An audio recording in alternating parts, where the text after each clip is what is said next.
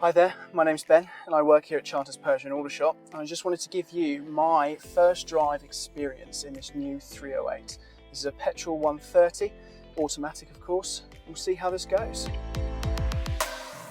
The unique thing about these 308s is they only come in automatic transmissions. Now that's with the hatchback and the SW, and they are rather responsive. These automatic gearboxes are run on our EAT system, which is our efficient automatic transmission system, and they have 8 gears, which means the gear changes in them are seamless, hardly noticeable.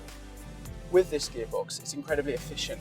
Changing up is a good thing, but changing down is also good, so it matches your revs all the way down. So if you were to slow down, put the brakes on, you can see it decrease through those gears, and again, completely seamlessly.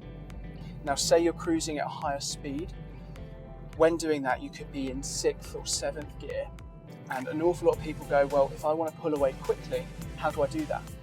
The car is clever.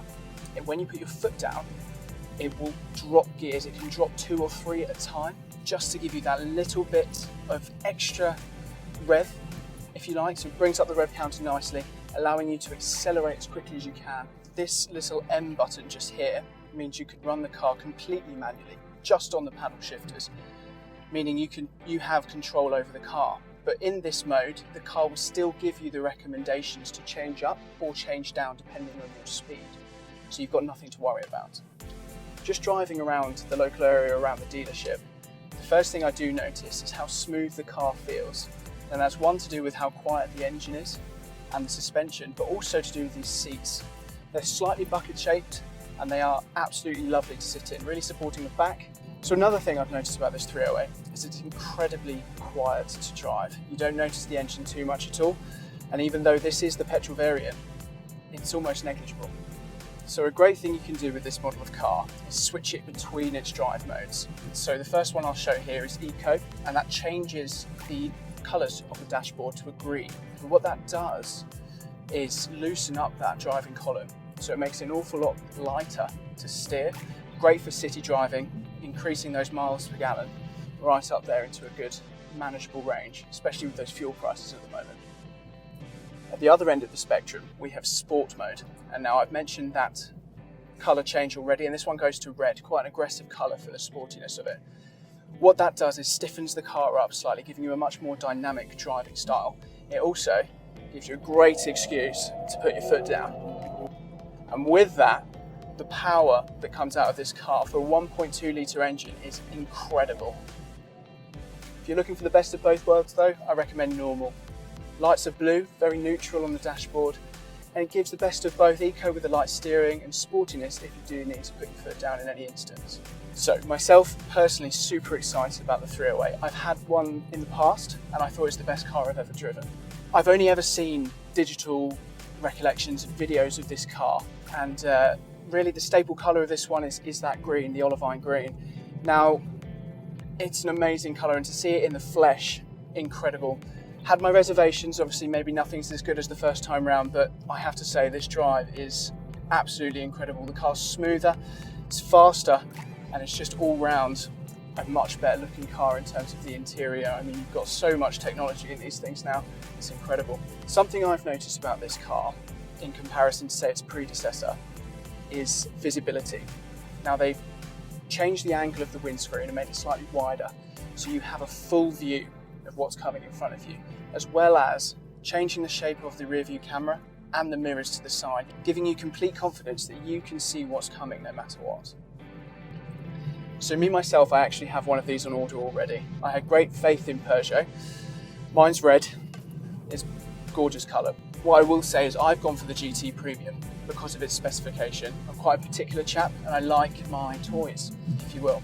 Front camera, speaker upgrades, all sorts of those things that give driver convenience but also bragging rights.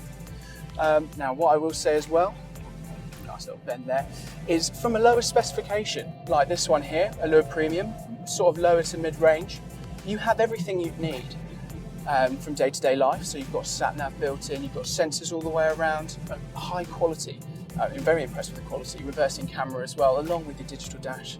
So really be up to you which one you want. The really interesting feature about this car as well is it has wireless Apple CarPlay. So firstly, you connect your phone via the cable, and then thereon forever after, it remembers your phone. So it'll be able to display your screen, both Apple and Android, on the MirrorLink system. Bring up your screen right in front of you there.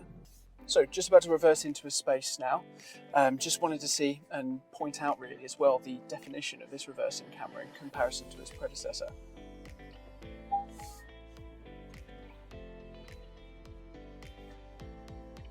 It's crystal clear.